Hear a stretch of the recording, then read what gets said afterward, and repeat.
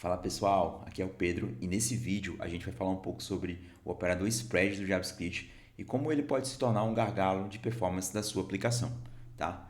Para exemplificar o problema, a gente vai tentar fazer um pequeno desafio aqui, que é transformar esse array de funcionários em um objeto onde a chave vai ser o ID do funcionário e o valor vai ser o próprio objeto funcionário, fechado? Esse é um problema bem clássico ali, que a gente pode usar um reduce, né? O reduce é um método utilizado para transformar um array em um objeto ou em um valor único, e a gente vai utilizar aqui ele para tentar resolver esse problema. Então, o que a gente vai fazer aqui? Vou dar um const, tá? E eu vou chamar essa variável de mapped employees e vai receber o meu employees.reduce. E aí o reduce ele tem dois parâmetros aqui, que é o meu accumulator e o meu employee atual. Beleza? Então deixa eu adicionar aqui. Como é que a gente pode fazer? A gente pode retornar o que eu já tenho acumulado até o momento, tá? Então vou usar aqui o spread operator para retornar o que eu já tenho acumulado. E aí eu posso adicionar um novo employee, passando employee.id, dois pontos, o próprio employee, tá? E como valor inicial, eu vou adicionar aqui um objeto vazio, legal? Então, se a gente aqui exibir o resultado dessa função, deixa eu colocar aqui para vocês. Então, eu vou dar um node, o arquivo. Então, vocês vão ver aqui que já funcionou, tá? O identificador ele ficou como chave e o valor é o próprio objeto de employee. Tá, mas onde é que está o problema de performance nisso, tá? O problema de performance vai acontecer se primeiro a gente tiver um array de employees muito grande, tá? E se a gente continuar utilizando o operador spread. Por quê? Vamos tentar aqui entender o fluxo de execução desse método, tá? Então, na primeira iteração, vou adicionar aqui um comentário. Na primeira iteração, eu vou ter o meu accumulator como objeto vazio, tá? Mais a adição do primeiro employee, então do employee com ID 1, beleza? Então, eu vou fazer uma cópia do objeto vazio mais o employee do ID 1. Na segunda interação, eu vou fazer uma cópia do objeto onde ele já vai ter o primeiro employee. Vocês concordam? Então, ele já vai ter aqui o primeiro employee e aí eu vou adicionar o employee do ID 2. Tá? Na terceira iteração, a gente vai ter aqui uma cópia de um objeto que já vai ter o employee 1, tá? E o employee 2. Concorda?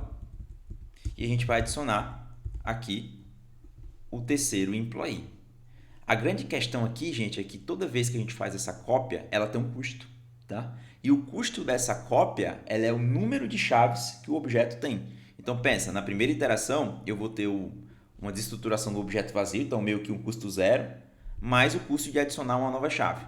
Na segunda iteração, eu vou ter o custo de desestruturar, né, um objeto com uma chave, tá? Mais o custo de adicionar o objeto com ID 2. Então, por exemplo, aqui, nessa primeira aqui eu vou ter um passo.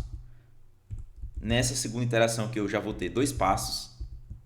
Nessa terceira operação aqui eu já vou ter três passos. Por quê? Porque eu faço uma cópia do objeto que tem duas chaves e adiciono mais uma chave nela. Então, aqui, cada iteração, gente, a gente vai tendo um custo aqui que é igual ao tamanho do objeto naquela iteração. Então, pensa que eu estou fazendo aqui, por exemplo, a transformação de um objeto, de um array, na verdade, de funcionários com 1000 funcionários, tá? Então, na primeira iteração vai ter um passo, na segunda iteração vai ter dois passos, na milésima iteração vai ter 1000 passos, tá? Então, basicamente a complexidade desse algoritmo é o somatório desses passos, tá? Então, gente, esse algoritmo aqui, ele tem a complexidade quadrática, tá? Ele é um algoritmo O de n ao quadrado. Então, ele é um algoritmo quadrático, é um algoritmo que, se a entrada for muito grande, pode sim gerar um problema de performance, tá? Então, assim, para ficar mais claro ainda, o que eu vou fazer aqui, tá? Eu vou criar um array novo aqui com vários itens, tá? Então, vamos lá.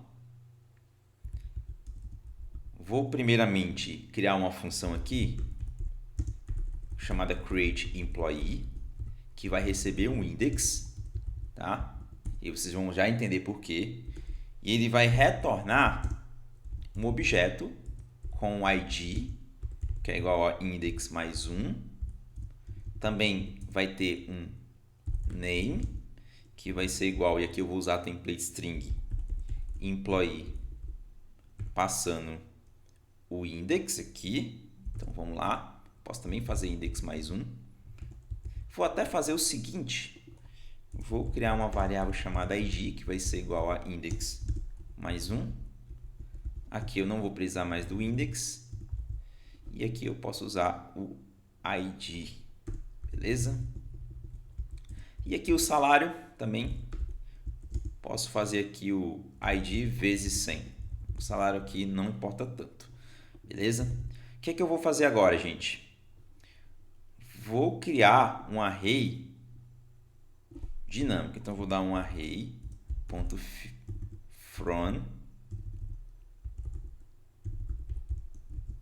e vou passar aqui um length que eu vou mudar de acordo com os exemplos que eu vou fazer logo mais, tá? Então, inicialmente eu vou colocar um array de tamanho 1000, beleza? Vou dar aqui um map, tá? O primeiro parâmetro não me interessa, vou pegar aqui o index, deixa eu só... Ele não me interessa, vou pegar aqui o index. Deixa eu só quebrar aqui um pouquinho para ficar mais fácil de ler. E o Priller não está me ajudando muito, então deixa eu diminuir aqui um pouco o terminal para vocês verem melhor.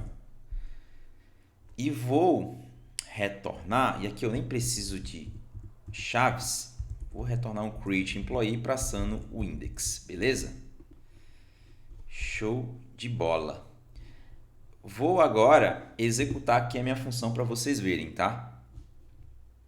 Deixa eu executar aqui a função novamente. Também preciso aqui exibir o meu mapped employees. Só para vocês visualizarem melhor, eu vou deixar apenas a tela aqui do computador, beleza? Então, node index, e legal, funcionou. Então, com 1000 funcionários, aparentemente rodou rápido, tá? Vou fazer mais um teste aqui com vocês, que é o seguinte, tá? Então, vou limpar aqui o terminal, vou mudar o tamanho aqui de 1000 para 100.000, tá? Então, já é um tamanho agora bem maior, e vou rodar aqui o algoritmo novamente. Então, ó, já está demorando mais. Vocês percebem que vamos esperar um pouquinho aqui para ver mais ou menos quanto tempo ele vai demorar. Agora sim imprimir o resultado, tá? E então assim, vocês já perceberam que teve um custo bem maior para executar, tá? Então pensa nisso estando sendo executado em um momento crítico ali, ou numa renderização de um componente, ele pode sim gerar um gargalo de performance. Tá, Pedro, então como é que a gente consegue melhorar isso? A gente consegue melhorar isso saindo de um algoritmo O de n ao quadrado para um algoritmo O de n, tá? E a mudança é muito simples. Basicamente, ao invés de a gente ficar desestruturando o objeto, a gente vai pegar o objeto accumulator na posição employee.id e atribuir o employee, tá? No fim, eu retorno um objeto de accumulator. Então, se eu limpar aqui novamente e dar um node.index.js, ele já imprimiu o resultado. Olha a diferença de performance com a simples mudança, tá? Isso que eu acho fantástico, assim, principalmente do conceito de Big O, tá? Que é, quanto maior o tamanho da entrada, mais maior vai ser o custo ali do seu algoritmo, né? E você percebe a diferença agora no algoritmo O de n ao quadrado para um algoritmo O de n. Legal, galera? Então, essa era a aula de hoje, tá? Eu espero que vocês tenham gostado e caso se deparem com esse problema, vocês entendam agora qual foi o motivo por ter ficado tão lento ali a sua aplicação, né, o seu serviço. E vejo vocês na próxima aula, pessoal. Valeu!